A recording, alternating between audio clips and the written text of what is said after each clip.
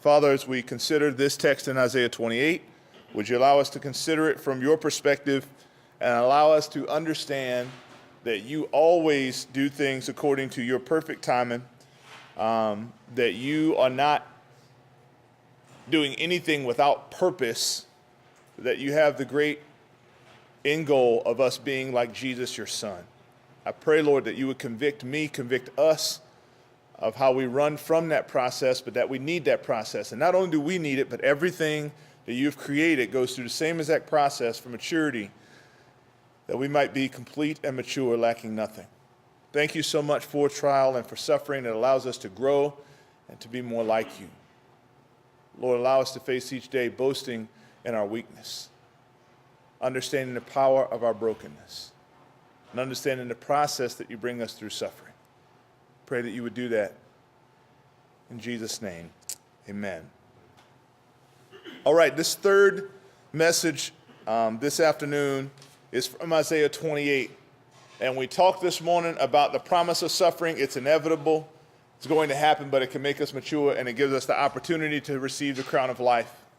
And then we talked about the power of suffering, that there's a great power in brokenness, sharing in weakness, boasting in weakness. Right now, we're going to talk about the process of suffering, which is here in Isaiah chapter 28, verses 23 through 29. And what you need to know contextually, probably the most important thing is that God, through Isaiah, is dealing with his people Israel. And this passage is one a lot like Jeremiah chapter 29, verses 9 through 11, that you probably know. If you don't know it, you probably have heard it before. I know the thoughts that I think towards you, thoughts of good and not of evil, to prosper you, to bring you hope and a future.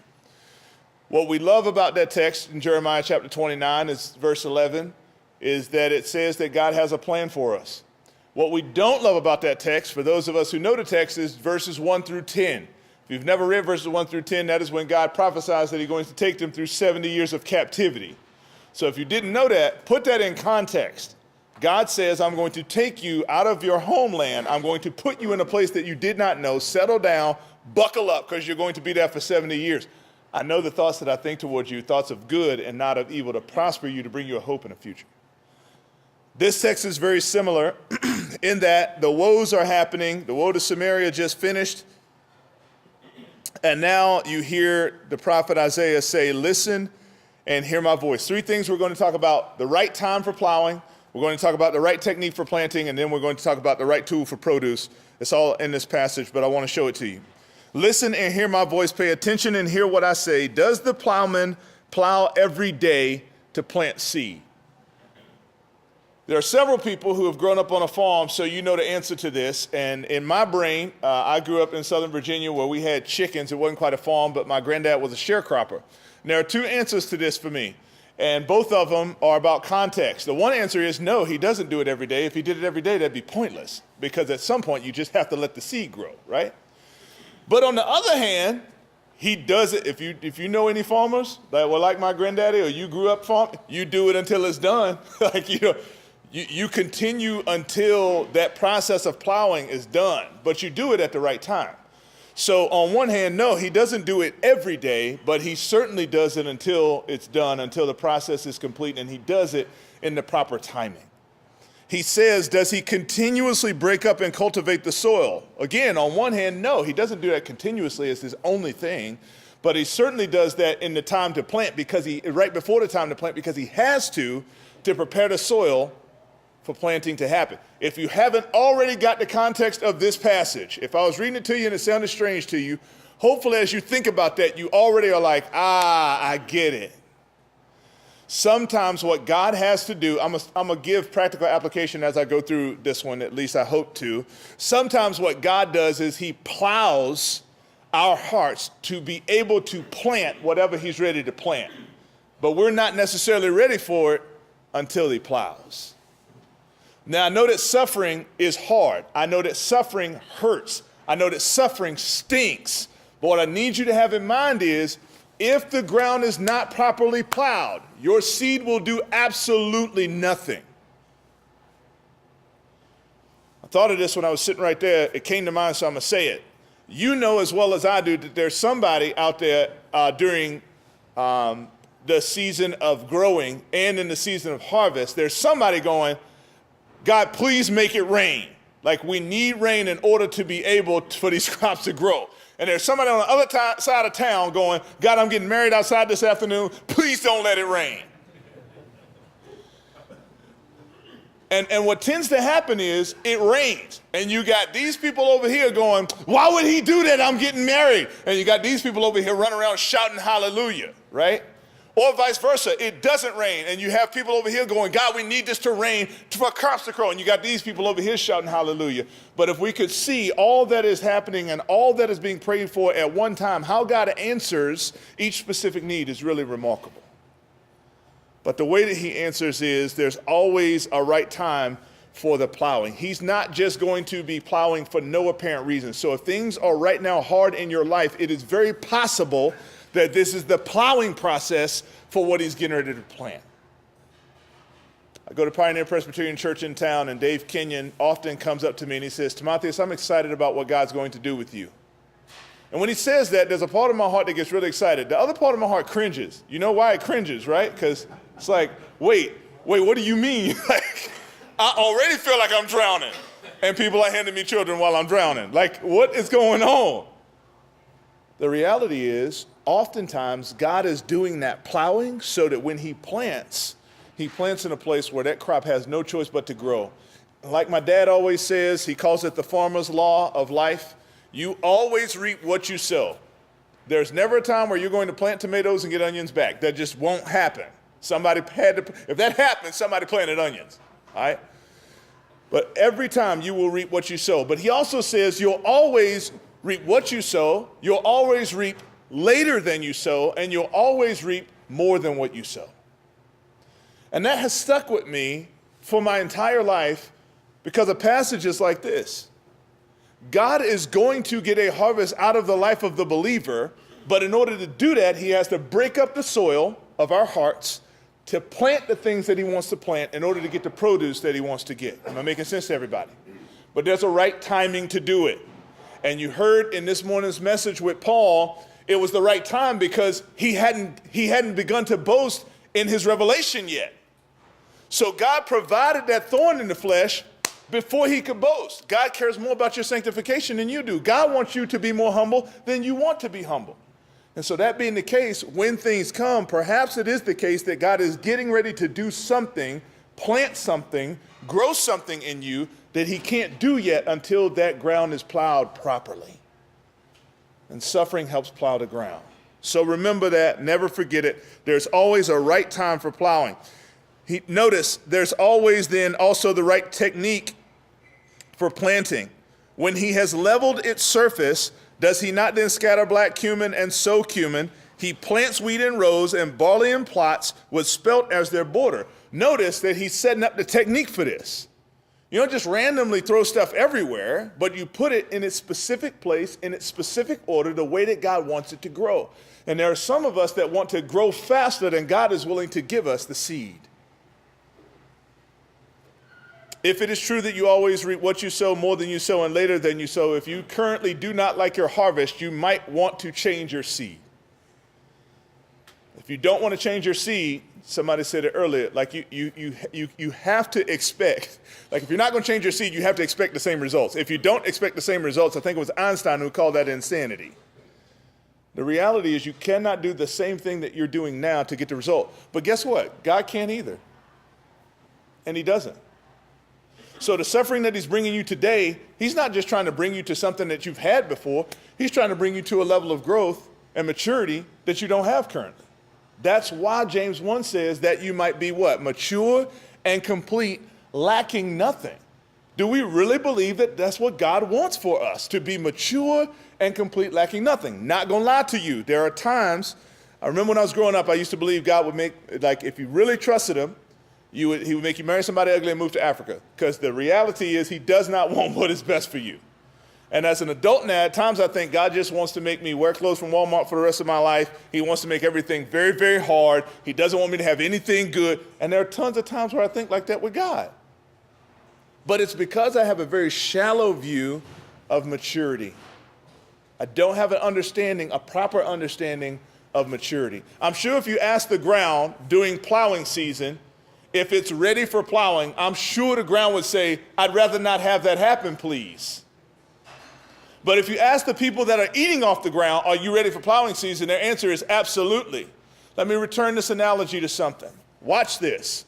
If you asked me before God did this with Judah on June 1st if I was ready, the answer would be no. Can we not do that, please?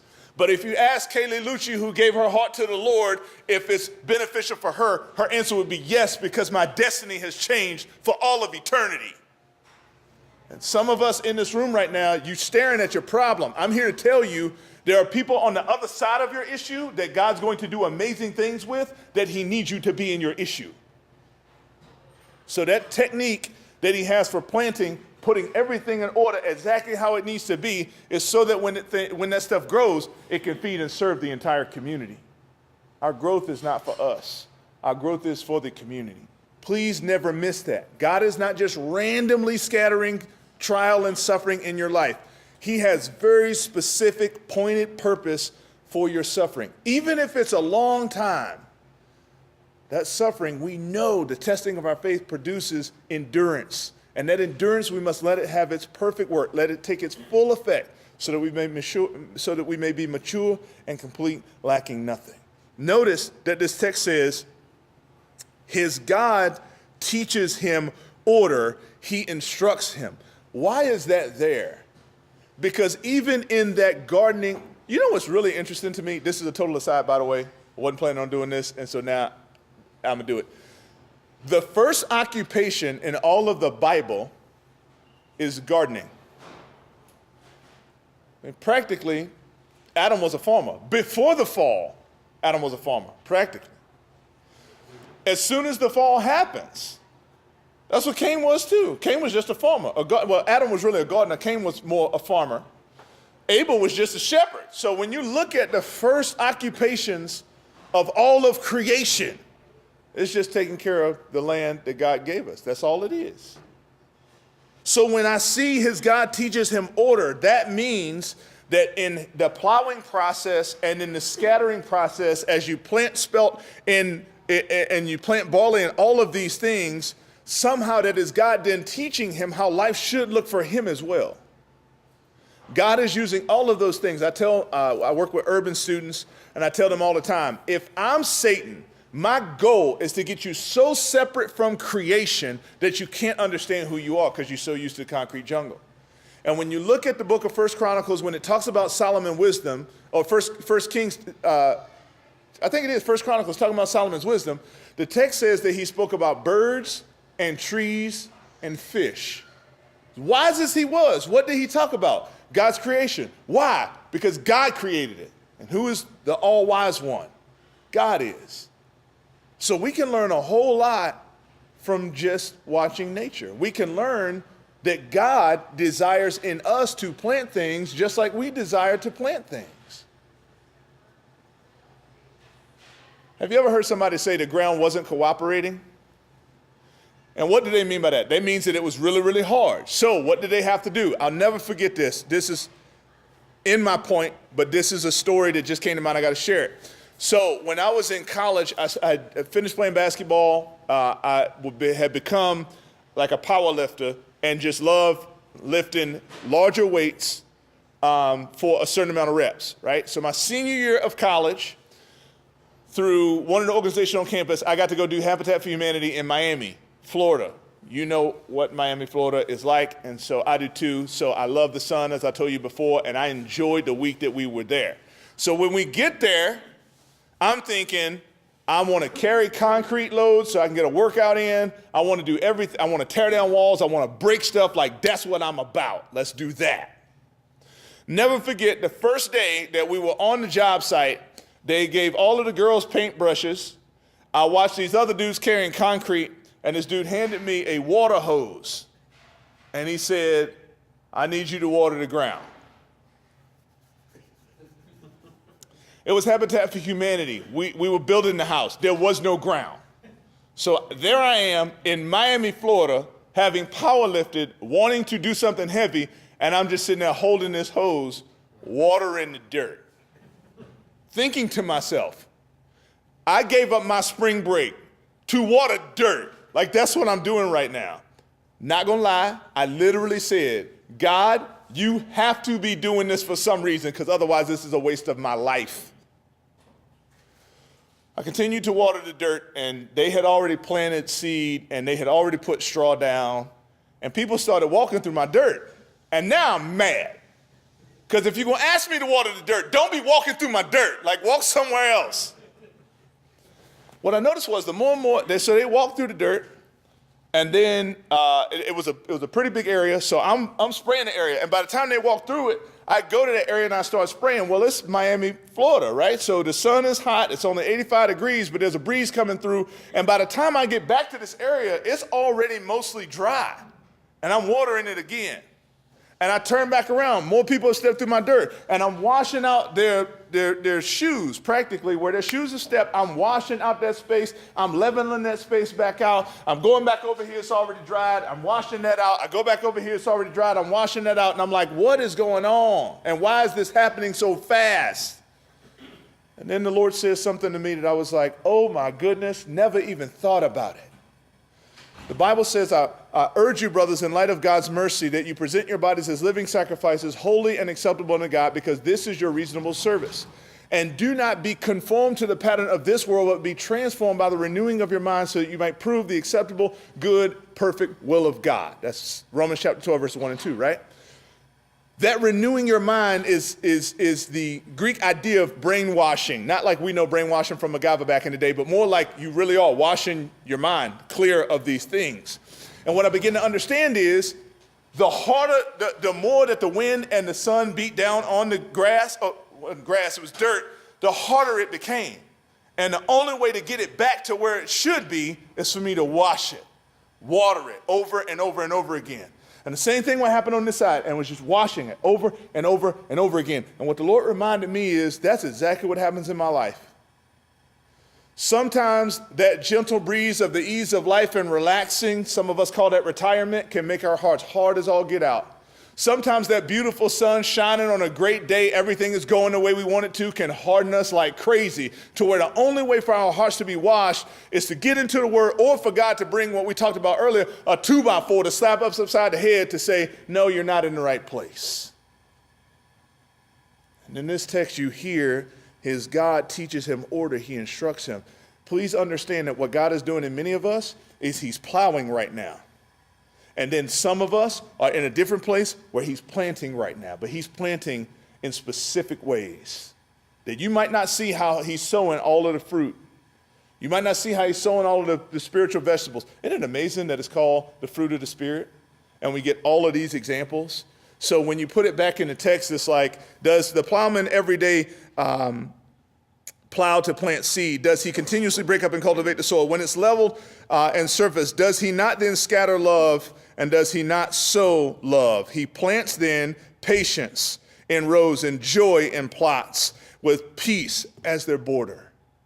When you start putting that back in the text, it's like, oh, that makes sense. So yeah, when I pray for patience, no wonder I'm stuck in traffic, because the Lord has given me the opportunity for that seed to sprout. No wonder when I pray for humility, my kids listen to me way less, because he's causing that to sprout. No wonder when I say, God, I want to be more like you. I told my staff, I joke with my staff, to never pray prayers like, God, break me. Never pray, God, I want to know you more. Never do that. Never pray for humility. Never pray for patience. If you know anything about God, he will answer. So those are stupid prayers. Don't ever pray that.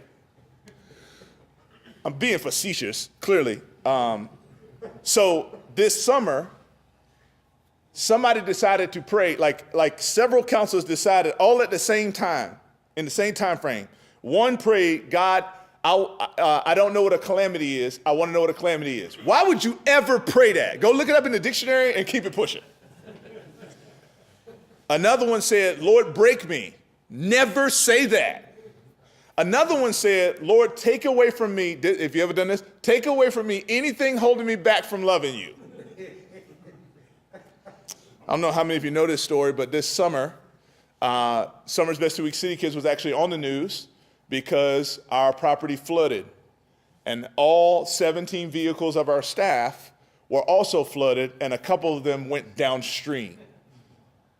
during a session while campers were there. So it was amazing to me that I heard what they had written in their journals and what they were praying. And I said, he answered, didn't he? And I remember praying and asking God to teach me how to love him, to teach me to serve him for the right reasons. Right before this happened with Judah, I can show you where in my Bible I was writing stuff like that. Like, God, I want to know you in this way. He answered. And then I was mad at him for keeping his promise. I was mad at him for doing exactly what he said he would do, and listen, exactly what I asked him to do.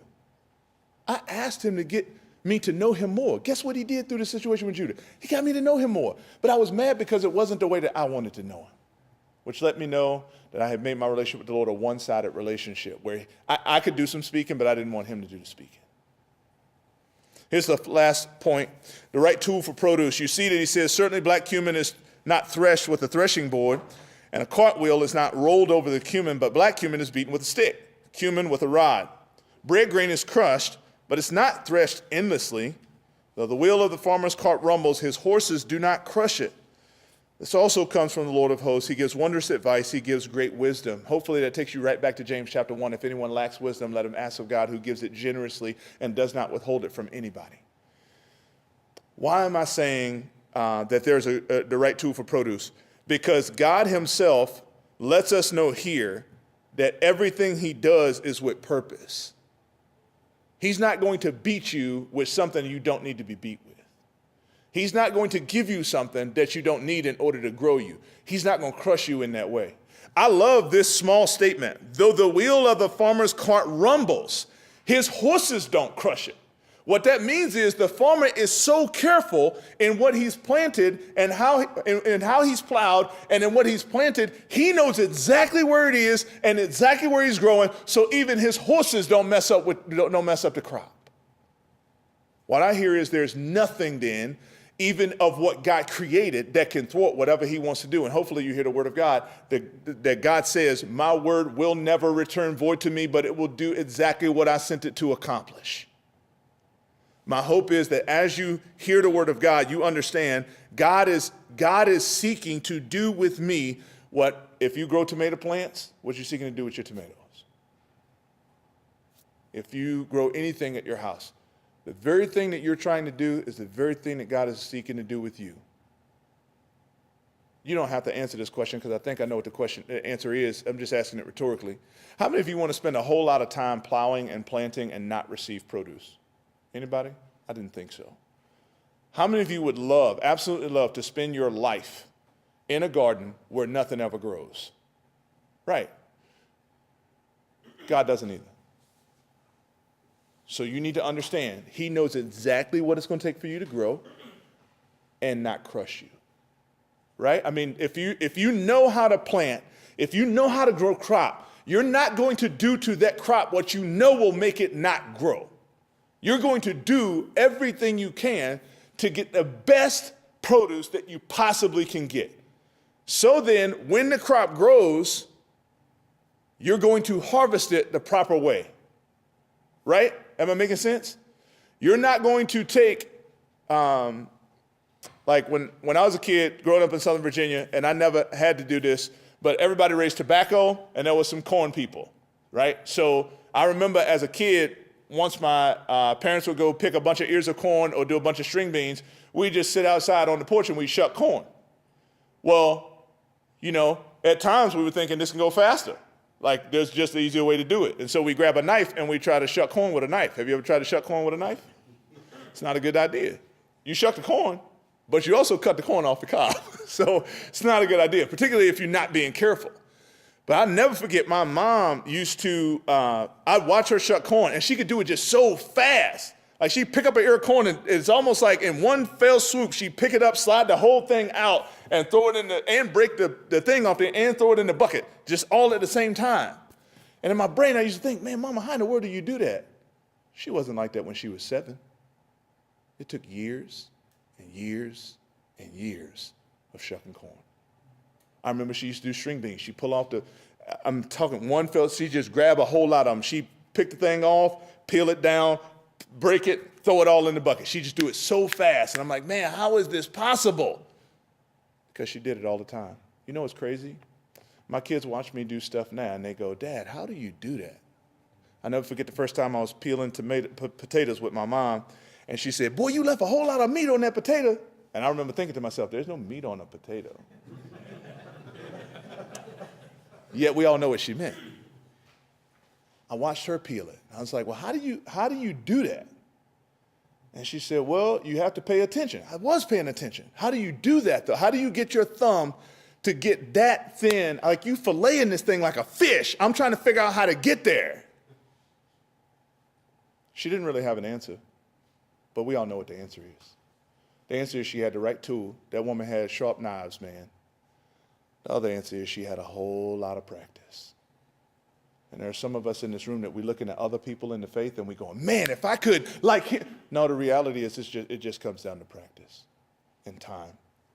I'm a huge basketball fan. I definitely watch a whole lot of trainers. And Kobe Bryant just wrote a book called Mamba Mentality. And he was talking about the kids that he trains in his new facility. And he said, at some level, it just comes down to math. Like, you want to be good at something, it just comes down to math. Of course, the interview was like, what do you mean? He said, well, think about it. There's somebody who puts in 2 hours a day in the gym and somebody who puts 7 hours a day in the gym. He said, even if you're practicing the wrong thing and you're putting in 7 hours, you probably at some point are going to get really good at the wrong thing, which might make you really good because nobody else is practicing that. So some of the greatest players to ever play the game made a habit of taking shots that were bad shots, but they made them. And that's become a part of the game. But for literally 10 years of my life playing basketball, for example, if you watch the Golden State Warriors, Stephen Curry takes terrible shots. For 10 years of my life, I was taught you never, ever, ever shoot that. Klay Thompson does the same. Their whole team does it. But they've become incredibly proficient at it because of their practice. The reason that that's important, as we talk about the process of suffering, is if you are looking at some produce in somebody else's life, I need you to understand that you didn't necessarily see the plowing or the planting process. All you saw was the produce. I'm here to tell you, if you want to see the produce, you have to allow the plowing to happen.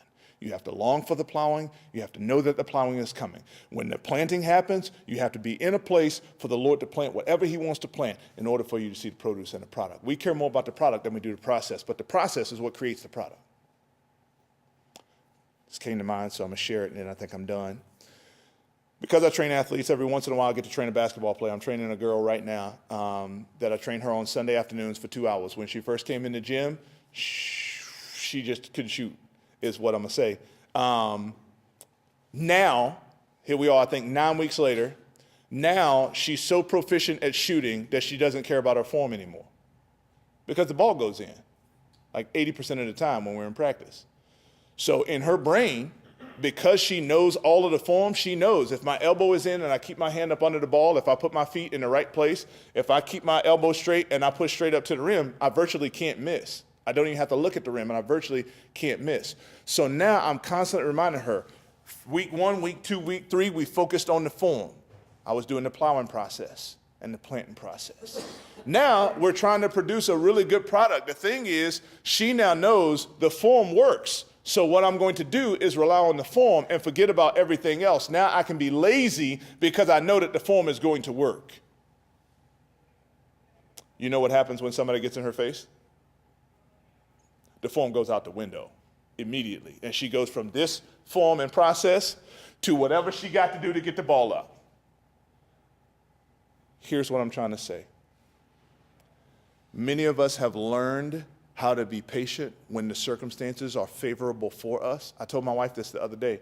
It is winning fixes everything. When you're winning, of course you can look like you have a good attitude. I mean, winning at life, winning at whatever. It's not the winning that teaches you. I'm just going to be transparent. This came out of the fact that last year my son played basketball in the Y League and he lost every game. And this year they've only played 3 games and they've lost every game. Oh, sorry, they tied the first game and they lost the last 2. And they lost bad. But that being the case, she was like, I know what it does for kids' confidence. You know, I grew up on state championship teams. I know what it does for kids' confidence. I just don't want them to keep losing.